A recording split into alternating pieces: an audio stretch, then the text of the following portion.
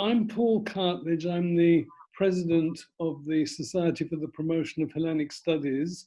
This is a joint event. We're extremely privileged. We are operating together with the Society for the Promotion of Byzantine or Byzantine Studies. And our speaker this evening is Professor Leslie Brubaker, who is Professor of Byzantine Art History Emerita and Director of the Center for Byzantine, Ottoman and Modern Greek Studies at the University of Birmingham, United Kingdom, if there is anybody tuned in not in the United Kingdom.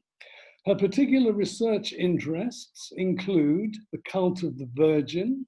Witness, for instance, her 2003 collection, co-edited with Mary Cunningham, Iconoclasms.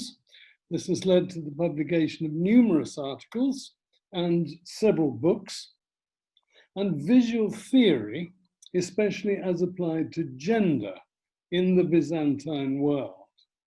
So it's a great pleasure for me to be hosting this session. And if any of you have questions, we would be extremely delighted to hear them.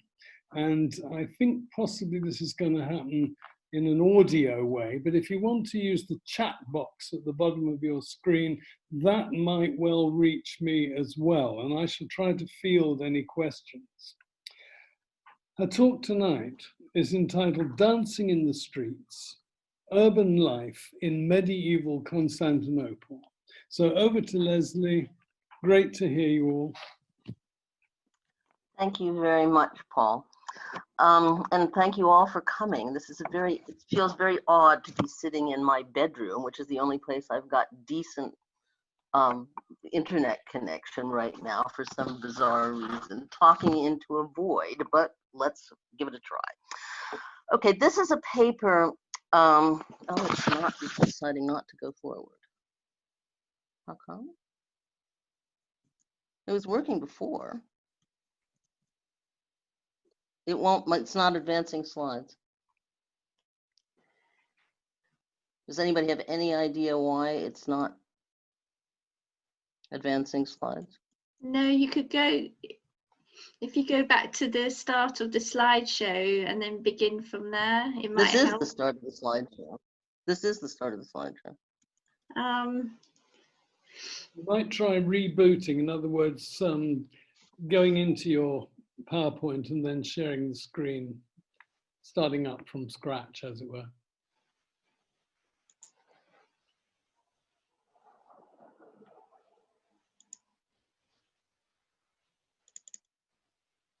Okay. Yeah, okay. Thank you. Thank you for that wonderful technical advice. I wouldn't have known. Anyway, this is a talk that is based, as Paul's already said, on Byzantium, and I'm showing you here a map of the greatest extent of Byzantium in case any of you don't happen to know about it. Potted history at the top, and we'll be focusing on Constantinople, and which has a big red star on it on the screen. Okay, right. The 11th century Byzantine polymath, Michael Psellos, who you see here on the left in a 12th or 13th century gospel book, greatly admired the writings of Gregory of Nazianzus, who the 4th century church father of Gregory the theologian. And he was particularly drawn, Michael was particularly drawn to Gregory's rhythmic writing style. Now, Gregory's sermons were regularly read out in church services, and Psellos envisioned a congregation so enraptured by listening to the reading of one of them that they first murmured among themselves, then cheered along with the rhythmic cadences, and finally some of them began to dance to the rhythm of Gregory's words. The text reads as follows. I'm showing it to you on the screen so you can see it. It's a very loose translation. It hasn't been translated, so this is my rather bad translation. Starting from the proems, in fact, he proceeds like the mythical Zeus, thundering and lightninging. Thoughts present themselves continually which no one would expect. There are indescribable beauties and unsayable graces, flowered words and varieties of figures. All this overcomes the hearer, now induces the listener to admiration, now to applaud, Now to weave dances on Gregory's rhythm and feel oneself involved in the events discussed.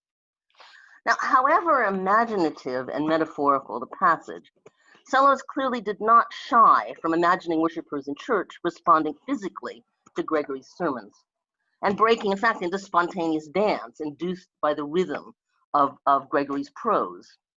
Now, the holy dance was not, in fact, a foreign concept to Greek theologians, as we shall see. But dancing in the aisles is nonetheless not an activity that one normally associates with the Byzantines, who were better known for their condemnation of dancing than for any appreciation of it. But actually, the sources expose considerably more dancing in the streets and in the aisles than one might expect. Our sources mention dancing so casually that it cannot have been a rare event that required justification or detailed description. The compiler of a 10th century text, for example, knows very laconically that after winning the race, the charioteer dances as usual after a victory. As we shall see, dancing is often, though not always, connected with processions and sometimes particularly victory processions. And it is the association between dancing and processions, which processions being a critical component of urban life in medieval Byzantium, that concerns me here. This is in fact an offshoot from a much larger project I've been working on about processions. Leslie, I'm just going to break in and ask you, please, to share your screen. Apparently, some participants, unlike me, they can't see your slides. Well, I am. It says I'm screen sharing. Okay, thank you very much. Apologies for the interruption. That's okay, but it's kind of, I'm sorry. But I am, it says at the top, you are screen sharing. Great. So let me. So I'm sorry if people can't. Well. Now, dance. What dance meant, which is where we'll turn on to now, meant in the Byzantine context is not always clear, but rhythmic movement loosely coordinated with music or other sounds seems like an adequate working definition, and one that fits with the written and visual evidence. Often, though not always, dancers are portrayed holding each other's wrists and engaged in some sort of a circular procession, and you can see that in the image on the far right of the screen here. Processions may be defined as any formalized moving body of people, by which I mean that a procession had, at least at its core, some form of internal ordering. An unruly mob streaming out of the hippodrome is not a procession, or at least not, I wouldn't define it as a procession. Like dancing, processions often followed a loose internal rhythm, frequently associated with the chanting of psalms during liturgical processions, or acclamations during imperial parades processions. Now, unlike dancing, scholarship has long recognized the familiarity of processions in late antique and medieval Byzantine urban life. Processions were part of daily life, social occasions such as weddings or, less happily, funerals involved processions across the entire Byzantine period. The church ran processions, guilds organized processions, the imperial court organized processions. Dancing is associated with most of them, as we shall see, but it is always secondary to the processional performance itself. And for that reason, I want to introduce dancing in the streets with about 4 pages, in fact, of discussion of processions and why they're important and how dance fit into them. So, processions, with or without dancing, were an expensive and time-consuming component of Constantinopolitan urban life. If we believe the sources, the court or the patriarchate was involved in more than one a week. This took a lot of time and a lot of money.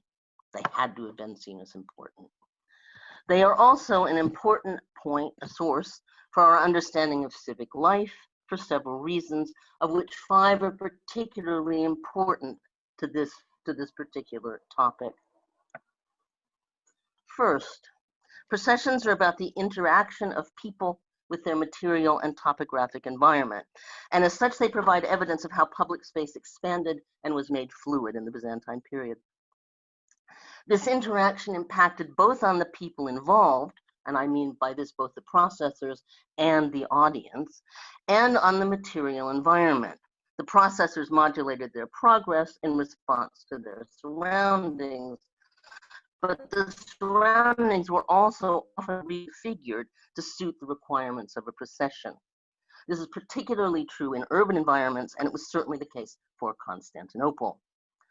To process and to dance in the streets required space and progressive widening. For example, at forums, and the slide I'm showing you here, it has circles around the four most important forums in medieval Constantinople. So they could expand when they got into the fora and then contract when they went into streets. For example, the street that I've just put on the screen here is a shop-filled market street, which obviously people would be crowded into. It still exists in Constantinople today, by the way. So this imposed its own rhythm on the procession, whether or not people were dancing. Second, in Byzantine Constantinople, processions involved a lot of people, and not only those with wealth and social position. It's nonetheless the case that the two major sponsors of processions were the institutional church and the imperial court. Religious ceremonial had involved processions from well before the advent of Christianity, as you all know, and liturgical and stational processions were incorporated by the 4th century into Christian ritual, as John Baldwin, and you see his book here, demonstrated long ago. Processions of all sorts grew in number and frequency from the 5th century onward, and by the 10th century, according to the Typicon, the service book of the great church, Hagia Sophia, the main church in Constantinople, and its location is indicated here with the red star. Anyway, according to that, there were 66 liturgical processions every year, which works out to slightly more than one a week, as I've already said. There are also sporadic records, the first of which dates to 517, of what purported to be a weekly procession between the two major shrines to the Virgin, the Halkopratia, which is near Hagia Sophia, where the red star is there, and Vlakerni, which is up in the northern corner of the city, which were led by the patriarch and apparently took a route something like that. But neither this particular procession, this weekly procession, is not even mentioned in the Typicon.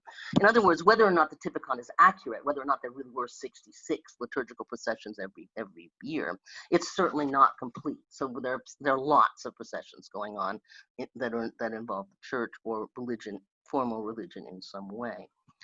How many people walked in these processions is unclear, but participation was not restricted, and great numbers are sometimes suggested by historical accounts.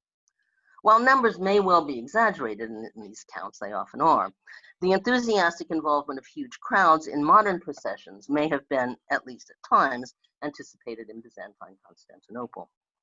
There is no evidence, however, that liturgical processions involved dancing.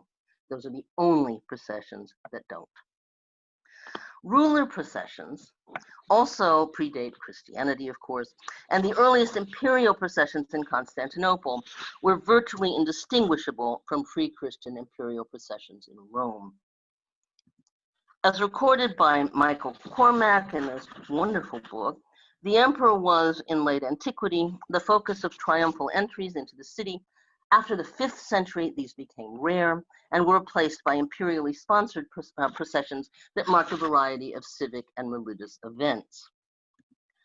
According to the 10th century Book of Ceremonies, which we will turn back to shortly, there were roughly the same number of these as there were of liturgical processions, 65 to be precise, spread across the year, so again, over once a week. Now, this is prescriptive, it's not a historical record, but there were a lot of them.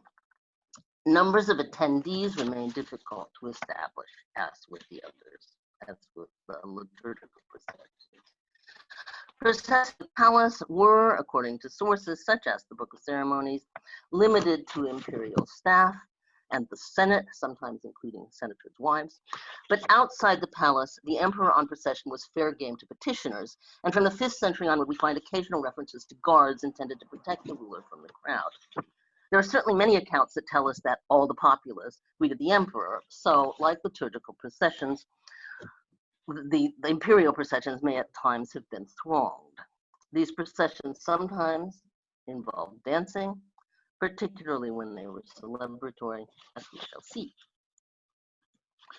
It's worth stressing that though the focus of the procession might be either on the emperor or his representative, or the patriarch or his representative, it is impossible to distinguish sharply between religious and state processional ceremonial. Processions headed by the patriarch often incorporated the emperor, as you see here. There's the emperor, there's the patriarch. No, there's the patriarch, sorry. So the patriarch often incorporated processions often incorporated the emperor, and processions headed by the emperor often ended in a church service led by the patriarch.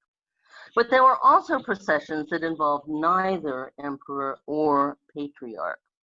Weddings and funerals are obvious examples, and in addition to these, guilds organized processions, though most of our evidence for these is later, 11th and 12th century. These could all involve dancing, and we will return to the guild procession dancing toward the end of this paper.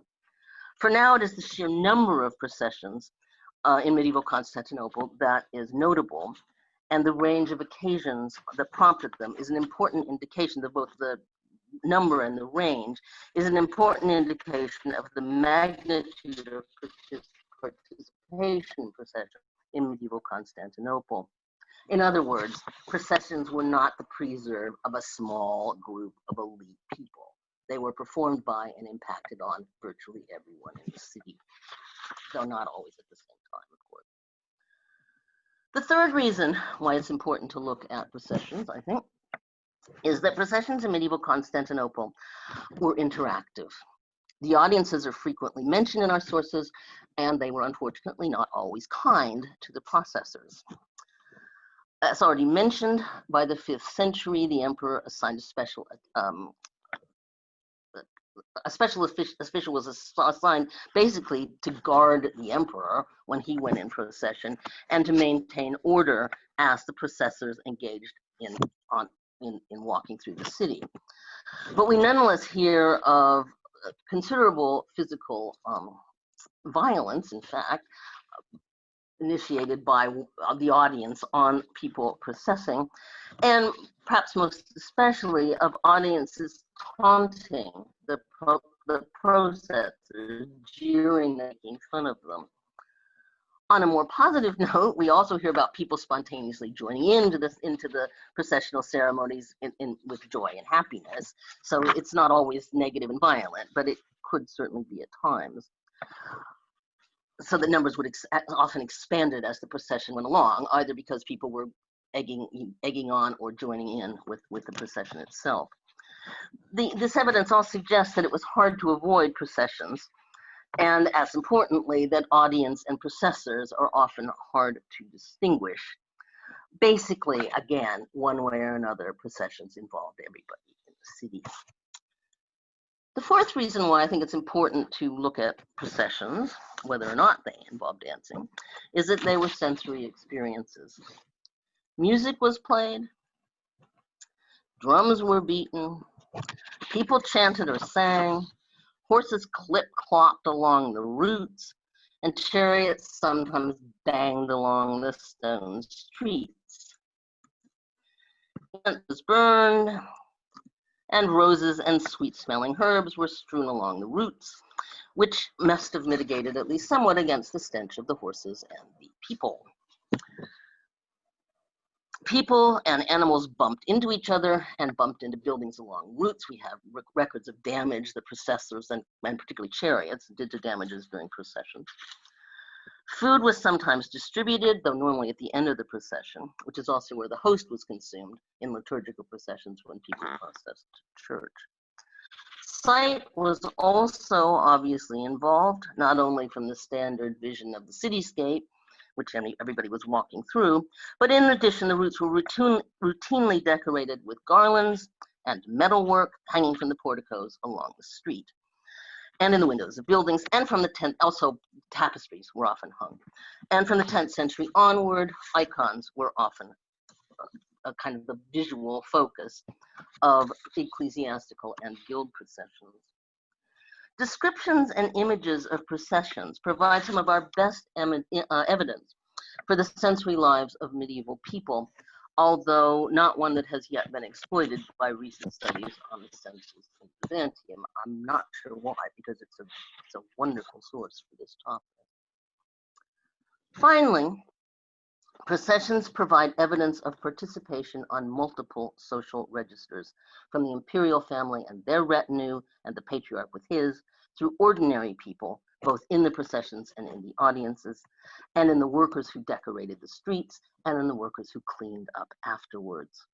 Most of these people are invisible in high-status documents, but even courtly protocol occasionally mentions the workers and the cleaners. Processions thus give us a rare, if oblique, glimpse of the great majority of urban dwellers of Constantinople who were not elite. One final note before we turn to dancing. Processions followed two main routes. These were established by the mid-5th century and in use at least sporadically throughout the entire Byzantine period, although they died out quite a bit at the very end. The first of these routes ran from the military grounds at Hebdomon, situated as its name suggests, at the 7th milestone outside the city, through the Golden Gate here, up to Constantine's Forum there, and past the Church of the Holy, and on to the Great Church, which we've now gotten to on that line. A second branch, there we go, led from the Caricios Gate up in the corner, up this corner of the city here. There we go.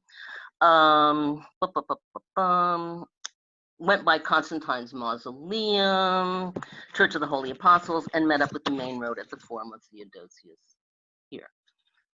It's evident from the sources, however, that processions often deviated from these routes, and there were many, many other routes as well. I'm going to show you the main attested routes. I've left some out here because I got tired. But this map, I think, shows you that large portions of the city were periodically invaded by processions. They really were more or less everywhere. Given the noise that accompanied them, it must have been virtually impossible to avoid processions in medieval Constantinople. Now, dancing. Dancing as part of public rituals had a long history in antiquity, as many of you will know, and some of these roles survived Christianity. As Ruth Webb has shown, mime and pantomime, both of which involved dance, were the chief late antique legacies of ancient theater. Mime assimilated comedy, and pantomime, sometimes called rhythmic tragic dancing in inscriptions, swallowed tragedy. Pantomime and mime were originally performed in theaters, but around 400, as Alan Cameron documented long ago, they had moved to the hippodrome alongside chariot racing. And you see here both, here on reliefs from the obelisk base erected in the late 4th century by Theodosius I that still survives in Constantinople. Here are the dancing women in this case, and there's the chariot race just around the corner. The dancing associated with the circus here could and did lead to violence, for which reason it was routinely banned and the dancers exiled. As Webb noted, none of the sanctions were successful. This is a quote from her, where she says, she lists some of the times it was banned from 428 to 431, again in 502, various other dance festivals were banned. They all came back again. They were banned temporarily, but they always came back. Dancing was not, however, always condemned, even that associated with the hippodrome. where it was performed both by pantomime artists and by the charioteers themselves. It is often alive with the factions, the kind of supporting teams for the various charioteers, two particularly blues and greens, as you all know. And where it was performed both by the pantomimes and the charioteers themselves, as we've said. It's often alive with the factions, the supporters of the four teams, but mostly blues and greens here. Even in addition to supporting their own dancers, who were pantomimes, who apparently performed between races. Again, you see them sort of down there. I hope you can see them. The charioteers themselves also danced as part of victory festivals, and I'll have some text about that in a minute. Mostly in when they won a race, they would dance, as we'll see. The 7th century historian Theophilus Simakata, for example, tells us that on hearing that imperial troops had defeated the Persians, the emperor Heraclius decreed, and this is the quote on your screen, that chariot races should be held and ordered the factions to dance in triumph, as is the custom for Romans when they celebrate. Not all dancing, however, was associated with the organized performances of the hippodrome.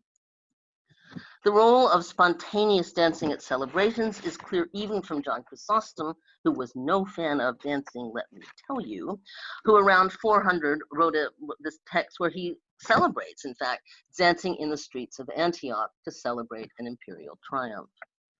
This kind of spontaneous dancing outside of hippodrome context is particularly eloquently expressed by Corippus in his praise of Justin II, which was written in 565. And you see the quote here: "When all was quiet, the happy people decorated the holy walls throughout the city by garlanding the buildings. They decorated the doorposts, adorned the thresholds with wreaths, stretched festive coverings on all the streets. Then the young men began to make merry and add praises to praises. They applauded with their feet," in other words, they started to dance, "and stepped out in sweet steps and made new songs with wonderful tunes." After this, 565, with one notable exception, until the 10th century, there is little information on dancing except condemnations from the church. As already in the 5th century, as here, churchmen associated dancing with unchristian behavior. Socrates, for example, tells us that Cyril drove the Jews out of Alexandria in the 420s because they were promoting an evil that has become very popular, a fondness for dancing exhibitions. Canon 62 of the Council in Trullo, 691-692, famously forbade public exhibition of dancing. You can see the text here. The distinction is gendered, as you can see from the text. Under no circumstances should women move rhythmically in public, while for men and also women, the major objection was involvement in pre-Christian rituals. Now, both Corippus's praise and the Trullan ruling that you see here indicate that earlier condemnations of performative dancing had been singularly ineffective. And in fact, as Nicoletta Isar has observed, churchmen who routinely condemned inappropriate dancing also regularly invoked the celestial dance of angels around the Lord. It's clear that dancing could be either appropriate or inappropriate, depending on the context in which it was performed. We'll go back to Chrysostom here. In his sermon on Matthew 48, again around 400, Chrysostom wrote, "Where there is dance, there is the devil." But later in the same sermon, he says, "God gave us feet, not so that we could disfigure our bodies, not so that we could prance like camels, but so that we might dance with angels." Along with evidence from the 10th century, to which we shall turn in about 30 seconds, images show clearly dancing was part of processional activity. And they, again, the texts that keep condemning it just simply did not work. The images that are particularly relevant here show Miriam dancing as Israel's or after the Israels, have processed across the Red Sea. And you see here a 9th century example on the left. This is from the Paris Gregory. They've just crossed the Red Sea. There's Miriam dancing. And an 11th century example on the right, which shows all the women with Miriam, who's up at the top, dancing around musicians after they've crossed the Red Sea. So they're a big circular procession. One of the best sources for processions in the 10th century, when we start hearing about dancing again, is the Book of Ceremonies. Now, the Book of Ceremonies is a collection of texts about court protocol that was compiled in the mid-10th century, apparently at the order of the Emperor Constantine VII Porphyrogenitus. It specifically mentions dancing several times in 3 distinct contexts. 3 of these mention dancing in connection with the Hippodrome and Charioteers, something we've already talked about. 3 more involve dancing as part of imperial celebrations. 1 involves the people, unspecified, dancing as part of an imperial birthday celebration for Michael III around the year 816, before he was murdered. Briefly, Book 1 at 169 here outlines the protocol for chariot races and notes that the charioteer dances as usual after the victory. This is the text I quoted earlier. While the winning team members dance on chariots around the turning post. How they managed to do this without falling off, history does not relate. Must have been rather precarious. The following chapter here, 70, provides a specific example of the races held on the birthday of the city, 11th of May, and tells us that the victorious team, having danced as far as the turning post, go up to the emperor and ask permission to go out and dance in the street.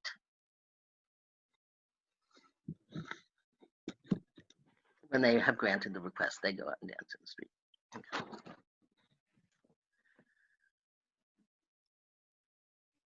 If this is indeed recording something actual, and there are several more examples of this in the text, so it seems like it probably was, there was indeed dancing in a street in medieval Constantinople.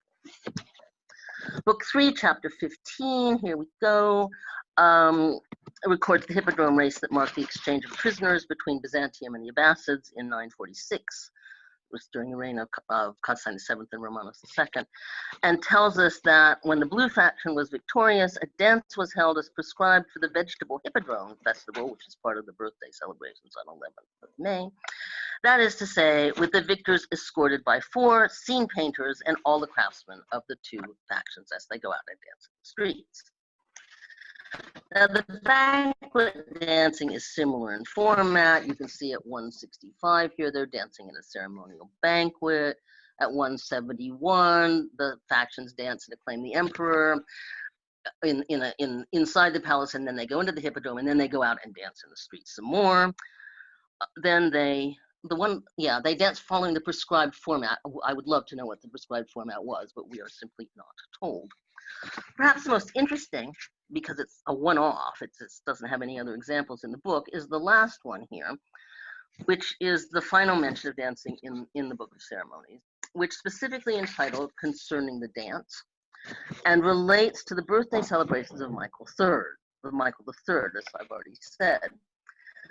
This was a new celebration held at the command of the emperor himself, and we are simply told that the people completed the whole dance. Well, obviously, we're supposed to know what that means. It was a fairly common activity, apparently, but of course, we don't know what it means. Dancing continued in the 11th century. This is the century when the text of Michael Psellos that I started with was composed, and we've also got a text of his on a guild procession of women textile workers who dance in processions in a big open space as part of their kind of annual guild celebration. I've given you, there's another procession that's not described by Michael Psellos, but by Christopher Mitteline, where it's the guild is processing and they dance, and he says they prance. So they prance around as part of the guild celebration there. The second text I'm showing you here is a secondary source. Obviously, it's talking about what was the first text I quoted at the very beginning of this talk, just so you, I mean, I was not the first person to notice this text. Okay. Now, we can conclude from this, all of this, that there was dancing in the streets of Constantinople and elsewhere, and that this occurred this occurred as part of processional activities organized by the factions or the guilds. Performance may also have been spontaneous at times, as suggested by the 6th century text of Corippus, but this is not something we hear about with any regularity. This is all significant for several reasons.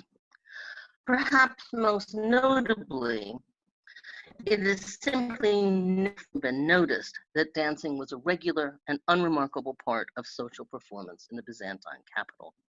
We are so accustomed to thinking of the Byzantines as acting within kind of a formal and hierarchical straitjacket, that it comes as considerable surprise to realize that this was simply not always the case. Equally startling from the standpoint of the traditional view of Byzantine society is the role of women and the accepted public participation of respectable women, both in processions and in processional dancing. Images of dancing, in fact, and I show you these, I have the 3 best ones up on screen here, almost invariably show women, not men, although men may be musicians. They often are, but not always. So, processions are, it seems to me then, critically important to our understanding of urban life in Constantinople from the beginning until at least the takeover of the city by the Venetians as part of the Fourth Crusade in 1204. For all the reasons that I outlined in the first half of this paper, the civic performance of processions is more revealing of the lives and activities, the whole gamut of people who lived in Constantinople, from the street cleaners to the emperor and the patriarch, and the women also, than any other activity we know about. The sensory ambience of all processions was extraordinary by modern standards. They were noisy from worshippers chanting the psalms or acclaiming the emperor or teasing the processors walking along, not to mention the noises made by people moving and horses clip-clopping along themselves, not to mention the drums and the musical instruments. They were smelly from the markets, people and animals, a stench partially offset by incense, roses and sweet-smelling plants, at least sometimes. They were physically challenging from the sometimes extremely long routes. The longest one recorded is 7 kilometers, and you had to start, that's the church procession. They started it at dusk and ended up at the church at dawn. And by physical contact, not always polite, that occurred along the way. They were visually stimulating because of the decorations and the city itself. And they also involve taste. All senses are involved here, either through feasts at the end or the Eucharist if it's a church service, or consumption of food from street stalls along the street. I mean, you could always stop and get a snack if you wanted to. The Constantinopolitan procession provided sensory overload, in short, for everyone in the city, the people processing and the audience and people in buildings nearby.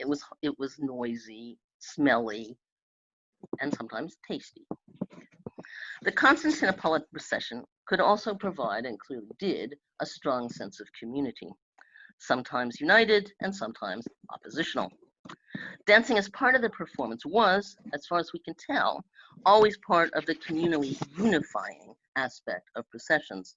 And in this respect, it also brings together what we might call the realm of Caesar, dancing to commemorate a victory, dancing in celebration of one's livelihood, the guild celebrations, and the realm of God, transported by the rhythmic cadences of the sermon and dancing in celebration with the angels.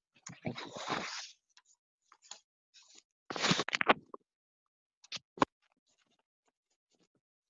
Well, Thank you so much, Leslie. Unless I'm mistaken, we have no formal questions addressed to you through me. So if anybody does have questions, please use either. Here is a question for you, Leslie, from a certain Professor Herring. I think you may have heard Hello, of it. Judith. Are there any images of ordinary women dancing? The crown of monomachos or monomachos ladies look extremely elegant, probably elite, and there's an image of Miriam dancing before David, but are there any images of ordinary women dancing? There are, but it's very iffy because they're always in a context like this. Some of the images of women dancing with Miriam here are obviously elite women, but there are also images in some other some of the marginal psalters and the Book of Kings, actually, that 333, that show women at the gate of Constantinople dancing as a victor comes in.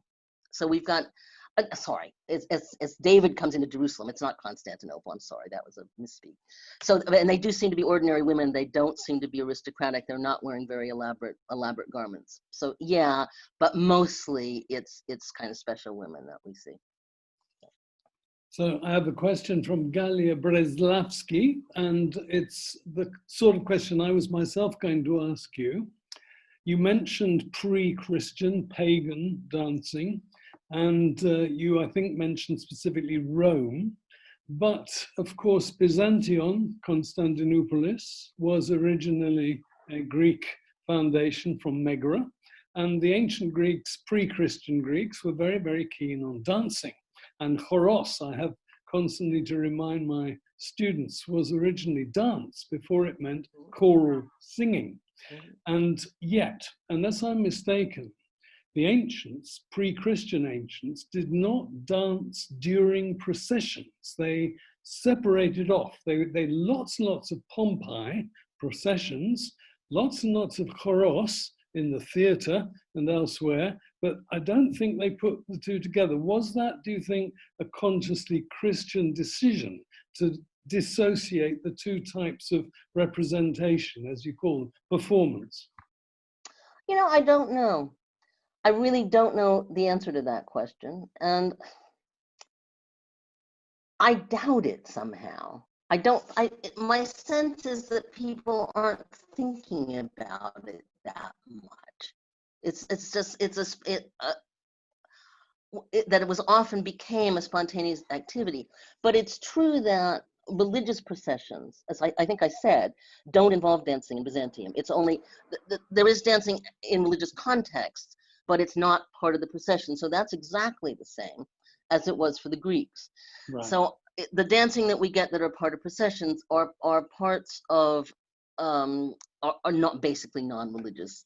It's very hard to separate the two, and I don't like to do it, but they're not processions led by the patriarch or sponsored by the church, although they may have religious content. So it sounds to me like that division was maintained by the Christians.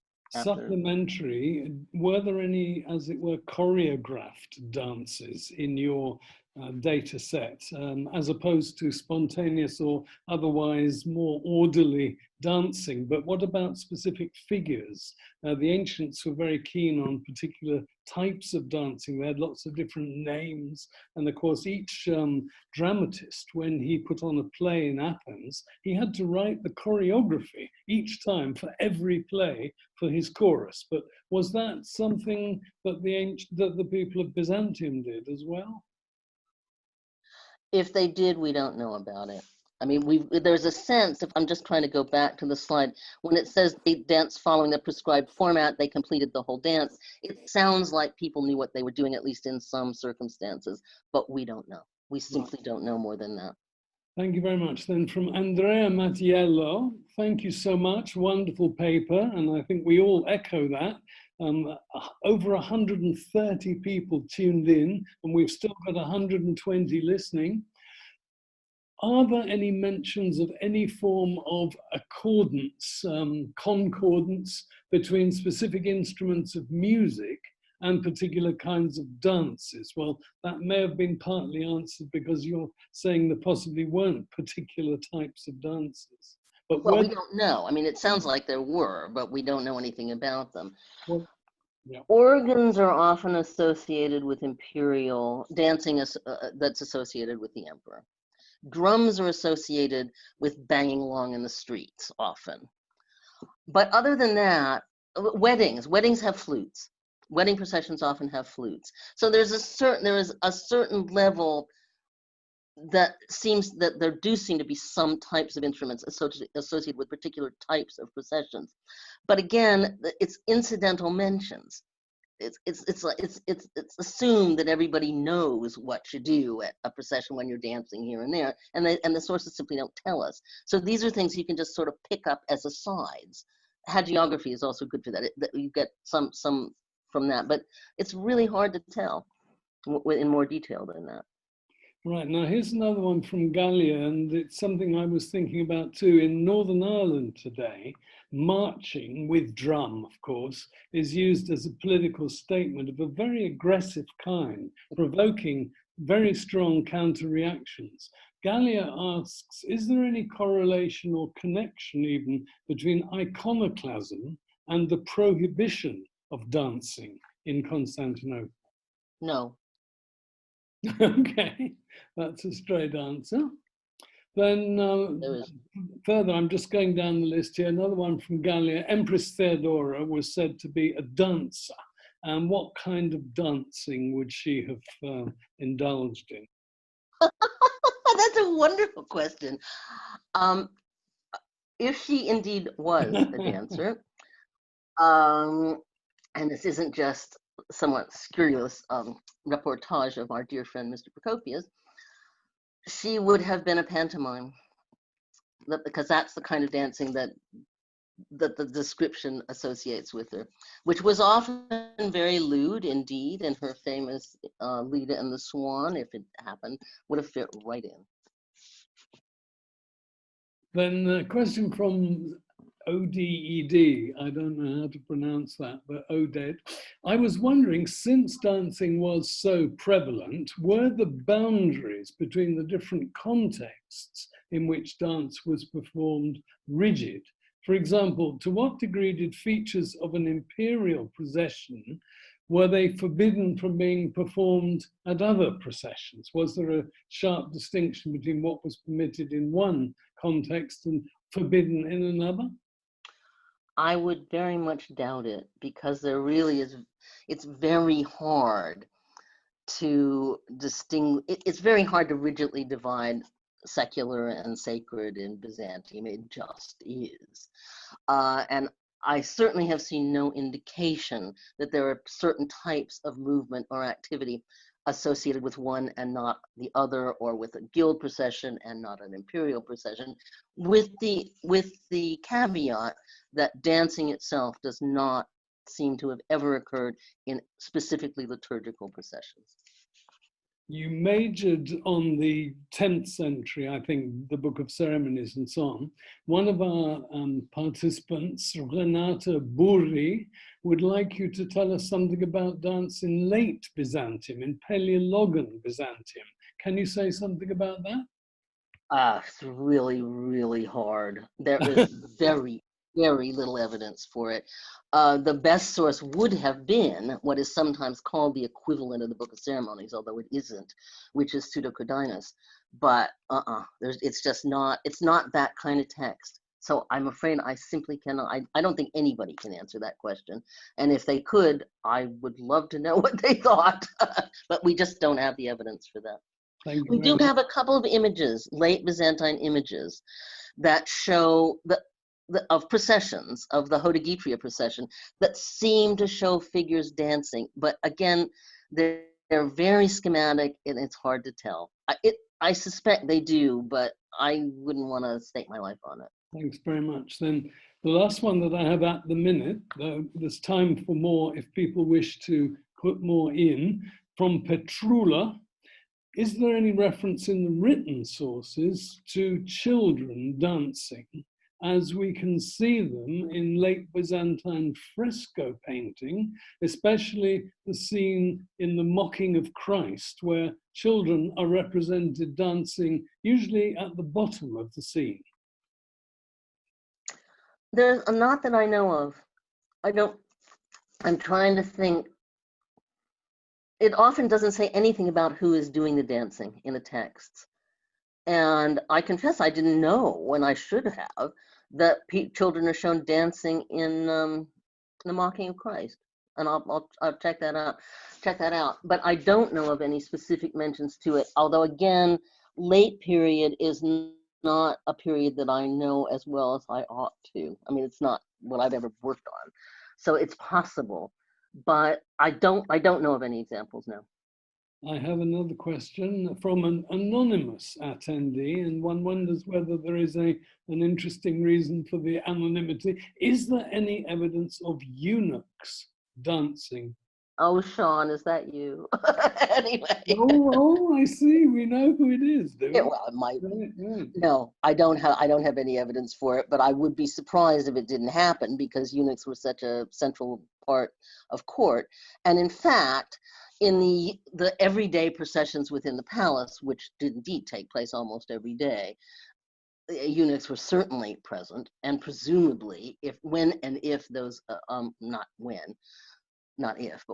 those involved dancing, presumably eunuchs were involved, but they're not specifically mentioned in any cases that I know of. Then we have three more.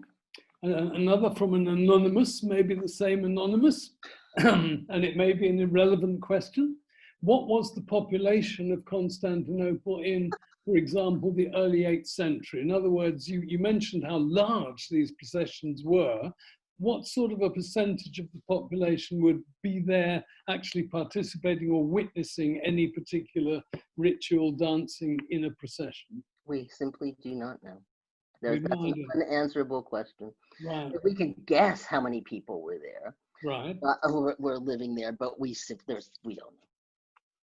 But we're talking about hundreds or maybe four figures? Oh, you mean the population of the city? Well, give us a ballpark figure for that, and then if you could suggest what. I'm so not going to go there. People have been crucified for this. I am just not going there. Right. Then there's one next from Rachel Barnes, and she asked, you mentioned that decorations such as garlands were placed in the streets for processions. And of course, you decorated your slides beautifully, and that the streets would have been cleared between processions. Considering how frequently they were held, do you think there were many decorations that were, as it were, permanent installations as a routine part of the cityscape? It doesn't seem like it, because every single time we have a description, particularly of the big ceremonial ones, the big imperial ones, the call goes out the day before the procession is going to start, and the people go out and decorate the streets. Now, how they could do this in one day is a mystery to me. And maybe they were this extensive, and maybe they were very limited, and they were just right around a certain area. We don't know. But it sounds like they were very specifically done each time, and that things didn't just hang out on the streets, because of course they would have been taken. I mean, the garlands may have, because they could have fallen down and, been swept up by the street sweepers. But the expensive textiles and the metal plate was surely taken in, because otherwise it would have been stolen. Then another one from maybe the same anonymous attendee. Have you personally ever seen anywhere in the world a processional dance which made you think, that's probably what dancing in Constantinople was like? No. That's a really easy one to answer. I have not. Right. So we've just got a few minutes left, and if anybody has one last moment. Oh, well, there's a question here from a certain Peter Frankopan. Hi, Peter. Were people taught to dance? And if so, who did the teaching? Is it like 18th century England? That was my addition. It sounds like it, because dance following the prescribed format, completing the whole, it sounds like it, but we're going on 2 lines. I'm not sure we can say any more than that. Well, I think, Leslie, I'm going to let you go, and everybody will join with me in a virtual jazz hands clap. A brilliant presentation, and made possible by Fiona on behalf of the Hellenic Society. Welcome, rather belated, to everybody who's tuned in because they know about the Hellenic Centre in Paddington Street in London. But above all, Leslie, thank you for giving up your time and your great expertise and beautifully presented slideshow and illuminating and entertaining us all for the past hour. Thank you so much. Well, thank you, and thank you for inviting me. It was an honor. Thank you.